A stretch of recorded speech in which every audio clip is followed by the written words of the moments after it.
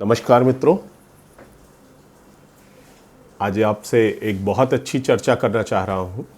शायद आपके भी मन में ऐसी बातें उभरती होंगी और वो बहुत सिंपल सी बात है। एक सिंपल सी कोशिश होगी मेरी आपके उस विचार तक पहुँचने की, उस विचार को छूने की, जिसमें अक्सर हम लोग जब कुछ पढ़ते हैं तो मन में विचार उठता है कि कब पढ़ें और क्या पढ़ें। कब पढ़ें और क्या पढ़ें। कब का मतलब ये नहीं कि सुबह पढ़ें, दोपहर में पढ़ें, ब्रह्म मुहूर्त में उठ के पढ़ें। कब का मतलब है किन परिस्थितियों में हम पढ़ने के लिए तैयार हो सकते हैं।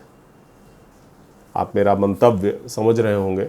मैं आज आपसे इस बात पर गंभीर चर्चा करना चाह रहा हूँ कि हम अपनी तैयारी की शुरुआत जब करते हैं तो दरअसल हमारे सामने क्या आधारभूत ढांचा होना चाहिए, क्या संरचना होनी चाहिए जिसमें हम अपने आप को पढ़ने के लिए एक प्लेटफॉर्म दे पाते हैं।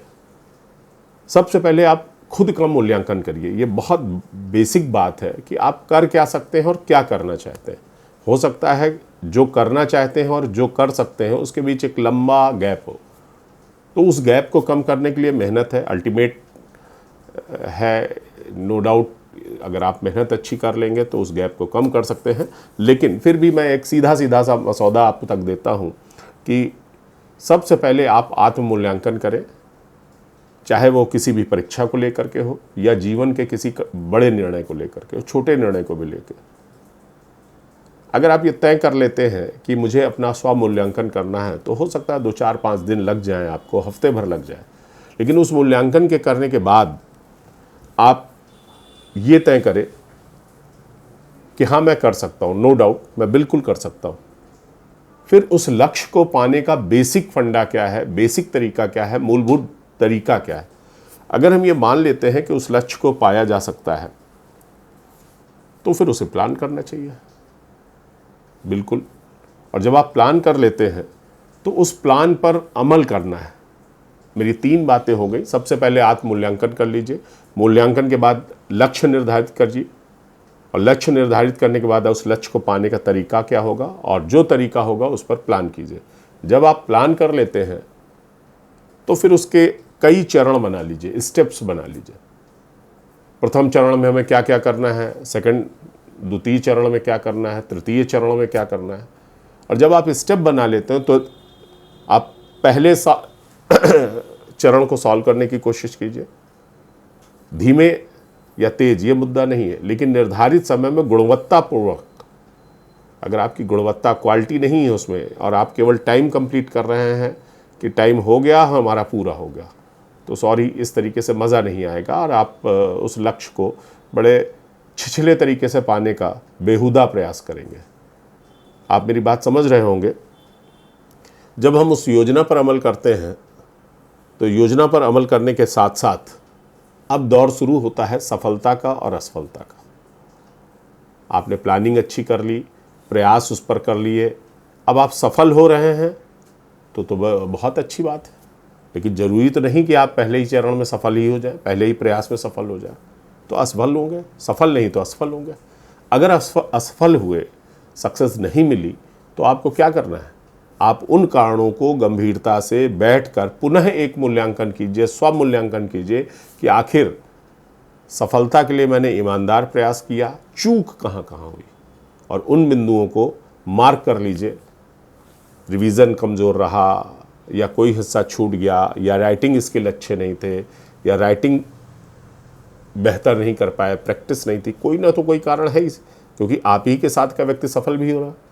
जब आपके साथ का व्यक्ति सफल हो रहा, आप असफल हो रहे हैं, तो दोनों के बीच की जो भिन्नता है उस भिन्नता पर आप गौर करें। आपको कारण मिल जाएंगे, 2 दिन, 3 दिन, 1 दिन, और उन कारणों को हाइलाइटर से हाईलाइट कर लीजिए कि मेरे ये कारण है, और कहीं ना कहीं अपनी स्टडी टेबल के सामने मार्क कर लीजिए, बड़ा सा लिख लीजिए। अगर आपके सवाल छूट रहे हैं परीक्षा में, मुख्य परीक्षा के दौरान आपके सवाल छूट गए, इसका मतलब है कि आप 2 मतलब होते हैं। या तो आपने किसी प्रश्न का उत्तर अनावश्यक लिख दिया, ज़्यादा लिख दिया, ज़रूरत से ज़्यादा, शब्द सीमा से ज़्यादा, वहाँ भी वो नुकसान कर रहा है, और कोई ना कोई सवाल छूट रहा है तो सवाल नहीं पूरा हुआ, तो 2 नुकसान हो गए। एक तो सवाल छूट रहा है, और एक जो सवाल आपने किए उनमें से एक आध सवालों में आपने आवश्यकता से अधिक शब्द सीमा को तोड़ते हुए उसका आंसर लिखा। तो नंबर वहाँ भी कट रहे हैं, यहाँ नंबर मिल नहीं रहे। आप शायद बात को ठीक तरीके से समझ रहे हैं।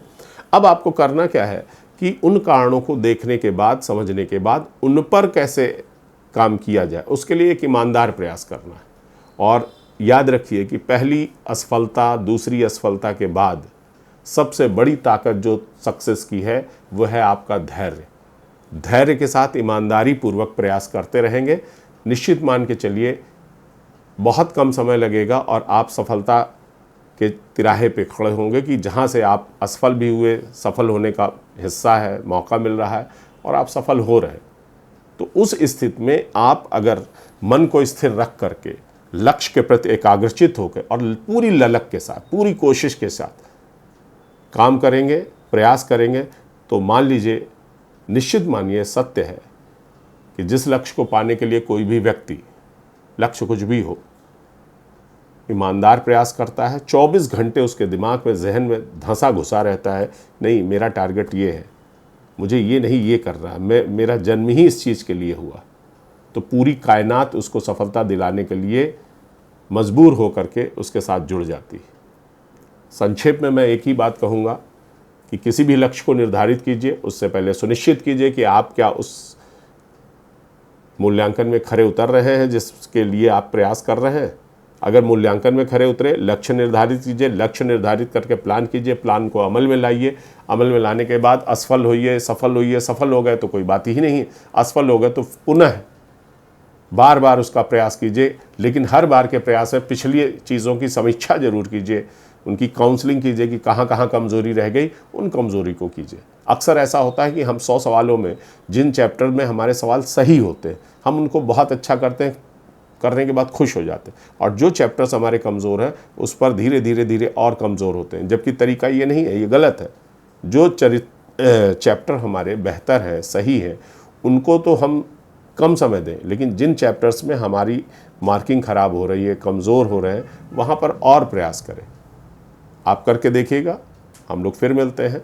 नमस्कार।